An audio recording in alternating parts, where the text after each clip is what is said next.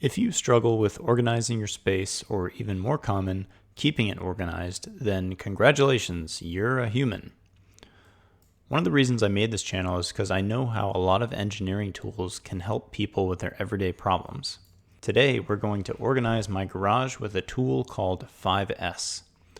5S comes from the Toyota Production System methodology, named for a 5-step process with words that all start with S in Japanese. These were somewhat clunkily translated to English, so they would still start with S's. And if you take this in a course, they'll probably make you memorize them all, but I won't do that to you. I'll just give you the short version and the philosophy, as well as why it's so effective, and leave it up to you on how to implement what you've learned. One of the great things about this method is it encourages you to spend those few extra minutes after your projects to keep the space organized, rather than slowly letting it descend into complete chaos, forcing you to spend hours reorganizing it every few months or year. 5S is particularly effective in shared spaces like classroom, lab space, storage or manufacturing area, or any rooms you might share with toddlers. The first thing I'm going to do is clear out my space so I have a blank canvas to work with. I'll take my time filling the area with all the things that need to be stored here, keeping in mind two things. First, how important or how often am I going to use this item, and how space efficient am I being when I'm putting this here.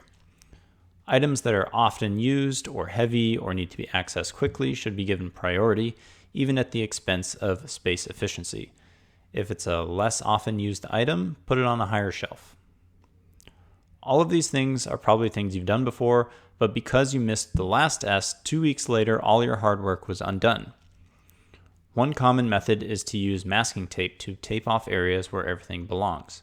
This makes it immediately apparent when something is out of place.